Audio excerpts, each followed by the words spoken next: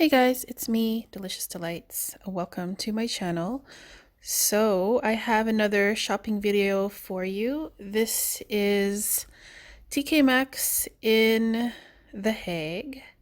Um, yeah, so I've been doing a lot of my Christmas shopping. I'm pretty much done.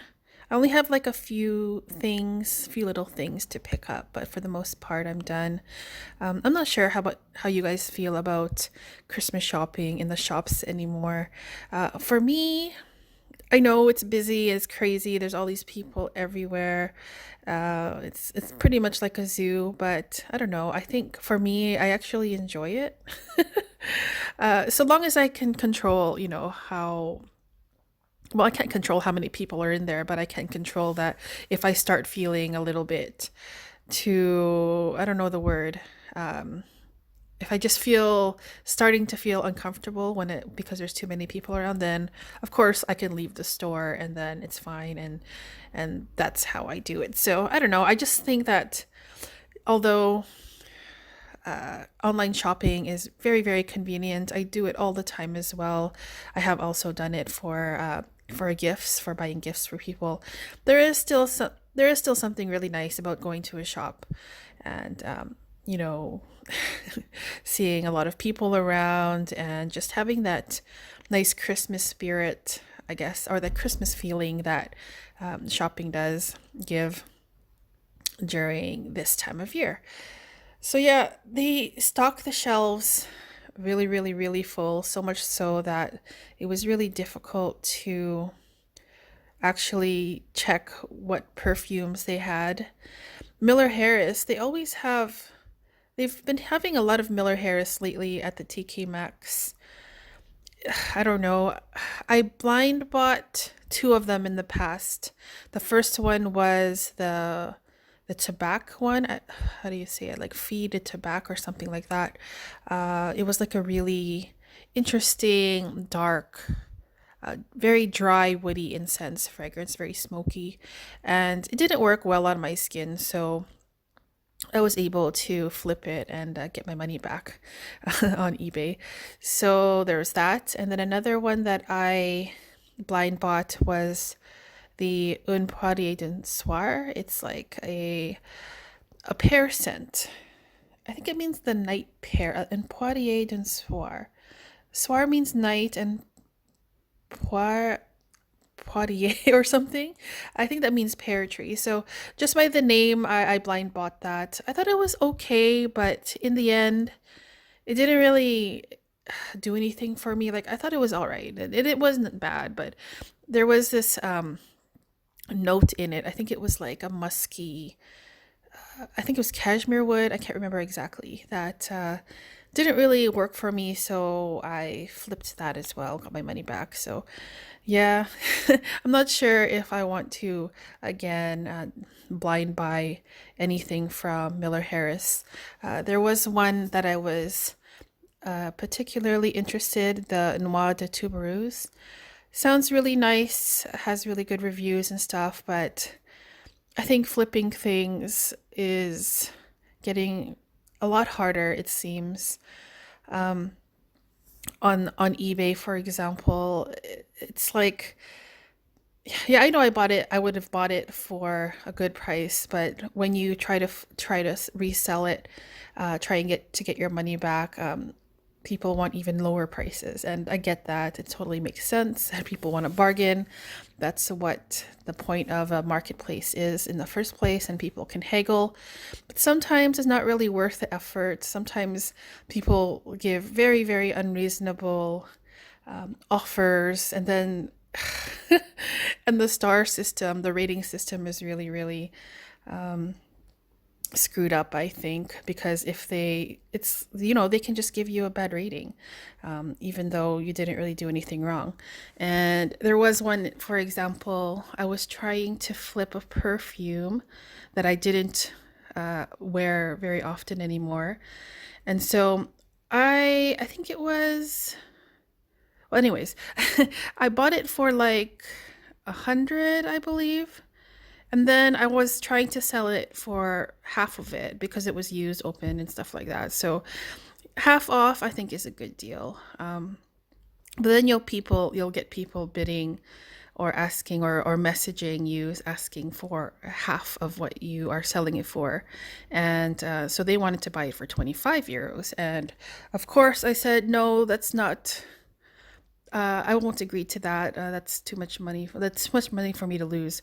And then they gave me like a 1 star rating because I didn't agree with their offer or price. And that's why, I don't know, it's just really, really annoying. And then you get like a lot of weirdos messaging you, even some like really, really strange things. I've had 1 or 2 messages just from a sale post that I put up like some months ago, someone asking like for some sexual favors and stuff like that. I'm like, I didn't know that even happened on like a selling a marketplace website. I didn't even know. I was really surprised by that.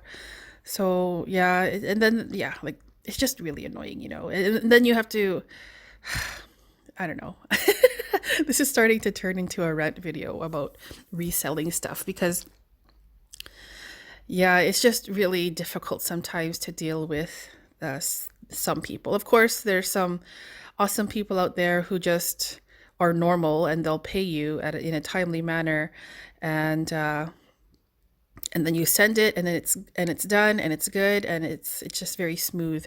But that seems to be kind of rare. It feels like now it just feels like people are just like making fake bids, and sometimes they'll ask you to reserve it for how long, and then you have a good feeling that they'll actually buy it, and then you reserve it for them, and then when it comes to collecting the money, they change their mind. And during that time when it was reserved, there was other people offering things, the offering to buy it at the asking price. So it's like so annoying. There's so many other things, you guys.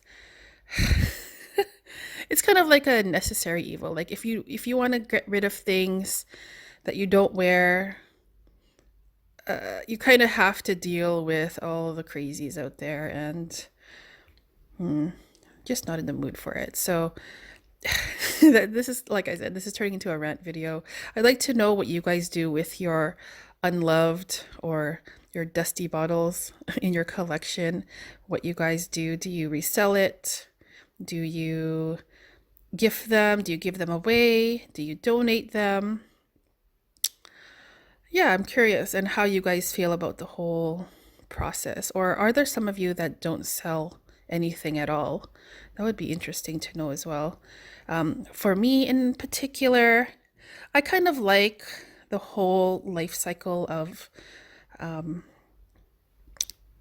guess, buying something and then wearing it for a while, and then at some point you kind of get bored of it, or you just put it aside for a while because there are other things you want to wear, and then you decide to sell it and then use that money to replace that bottle with another bottle that you'd like. I kind of like that whole cycle because then it kind of allows me to keep the size of my perfume collection at a somewhat reasonable size. And of course, that's that number of how many perfume bottles that's reasonable, that's relative. It depends on you and what you think is normal.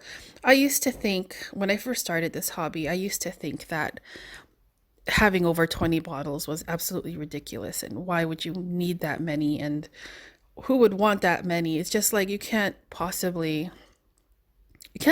finish all these bottles. And then aside from that, you have all these decants and samples and travel size things. Like, why would anyone want that many perfumes?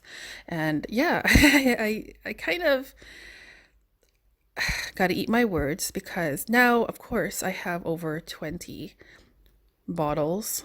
I haven't counted how many I have, but I would say that I have around maybe like 80-ish right now, between 70 and 80, or maybe a bit more, I don't know. You kind of like stop keeping track. Well, I stopped keeping track, but I would guess it would be around there, which of course is excessive for me. I think like, well, I don't need that many bottles in my life. I find this hobby super fun. I enjoy the hunt. I enjoy getting good deals on bottles. I enjoy having that much. I used to feel bad that I owned this many, but now I just don't care. I just like I'm happy. I'm happy this way. Not that perfumes, like the amount of perfumes make me happy. No, but it just happened to be that over the course of time, that's how many I have collected this far. And my collection is kind of like a roller coaster anyway. Like I started with around 10 to 20 bottles, then I went up to around 60, 65 bottles. I thought that at that time I thought that was just way too much and I didn't want that many, so I downsized back to around 20 bottles.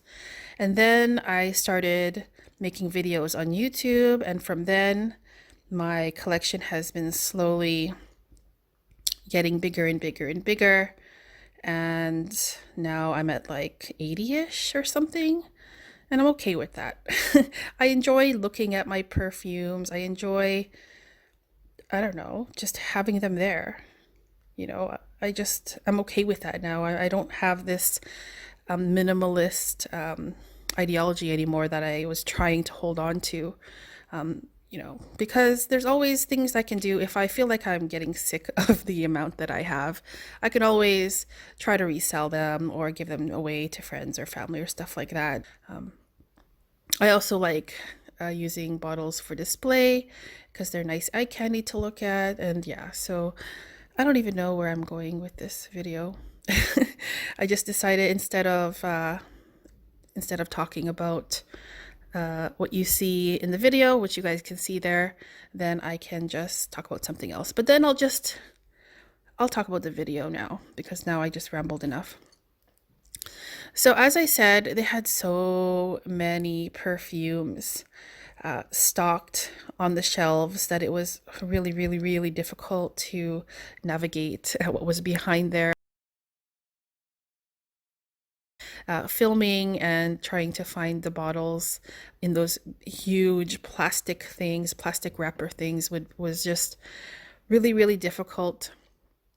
So I didn't really do that on the film, but after a while filming, but after I stopped filming this video, I went back to try to look for things, the stuff behind there. And I was finding basically that the prices aren't that great.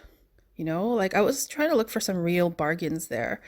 And there just wasn't, I guess maybe I'm getting used to discount web shops and their prices, that when I go here to like a TK Maxx, I don't find anything to be like so heavily discounted that it's worth even buying or even blind buying. See that Chloe Nomad? That was 65. You can probably find that at a retail store for that price because they have regularly sales as well. So I don't know.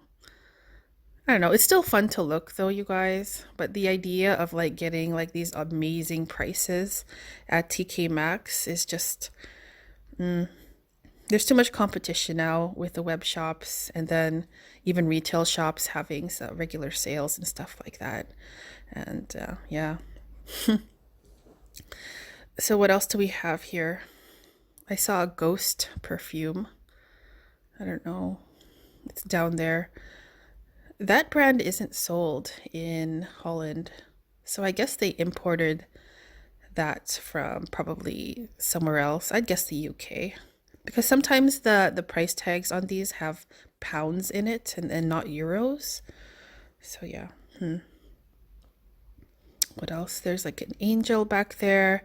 There's a lot of Asian provocateur perfumes.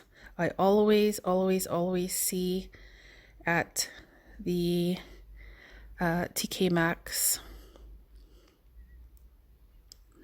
Anyway, so this video is going to be ending quite soon. Oh, here's another one of my favorites. Monsieur Lee, how much are you? 75 euros. Are you kidding me? No, that's not a sale. Anyway, I want to thank you guys so much for watching. Yeah, That's it. Have a nice day, guys. I'll see you guys next time. Bye bye.